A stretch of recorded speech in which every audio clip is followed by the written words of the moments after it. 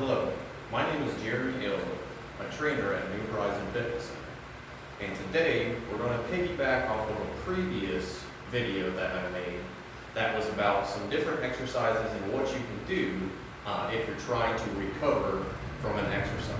As I said in that video, there's different exercises that you can do that are a little bit more low impact to try to get movement back into the joint or area and try to increase the blood flow and nutrients transported to that injury. So this today is going to be specifically for the lower body, and it's going to encompass 3 different exercises, all of varying difficulties that can be increased or decreased depending on how bad the injury is and what your capabilities are in the first place. So the first one that I want to show is called a single leg touchdown. So right now I just have this stepper right here, which is a few inches off the ground, maybe about 4 to 6. It doesn't even need to be that high, just a small increase. You could either use a gym plate, like a 45-pound plate or something like that, just something to give you a little bit of a higher area off the ground. All you would do is you can step 1 foot on top, wanting to use, if it's one side injured, wanting to put that one up first. So you're going to balance on that one leg, you're going to keep the other leg out straight with the toe up, and all you're going to want to do is bend at both the knee and hip while keeping yourself balanced, and just barely touch the ground, pushing back up. As you can see, it's a very small movement, and like I said, this is about 4 to 6 inches. You can make an even smaller movement if you're unable to do this. So this just gets a little bit of movement, helps with some balance and movement in the knee and hip, as well as kind of movement in your ankle as well, trying to balance yourself. So that's a single leg exercise. If that is a little bit too difficult for you, we can switch over to a stability ball squat. So what you want to do with this is you want to take a stability ball like this. You want to put it kind of where it's at the lower portion of your back. You want to lean into it, having your feet out in front of you. So you're actually leaning your weight back into the ball to try to take some of your weight off.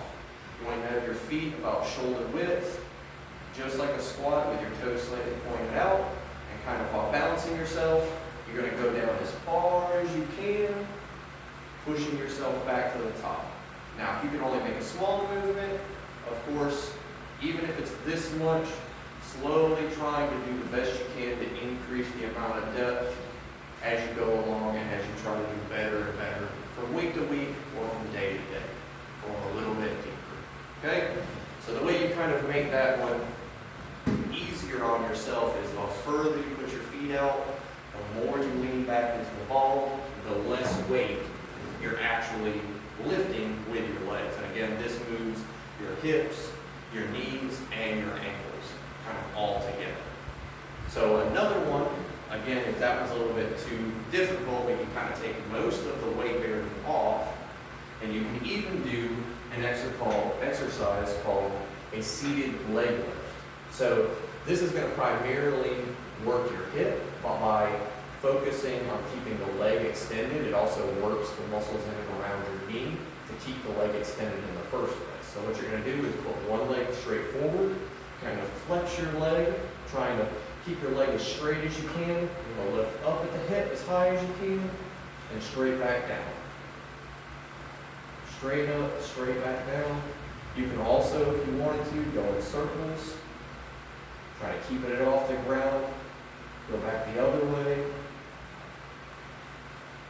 Different variations to try to get yourself moving at the hip, and remember trying to keep the leg flexed the whole time so that you're putting pressure in the muscles that hold that knee joint in place, which will also help with the strength of the extension of your leg in the first place. So this is just really quick, 3 different exercises that you can do that are a little bit more low impact, kind of going along with what we last talked about when it comes to exercises you could do just if you had an injury, and this is specifically to do with the lower body. Thank you very much for watching this video, and I'll see you next time with some exercises you can do for your upper body. Goodbye.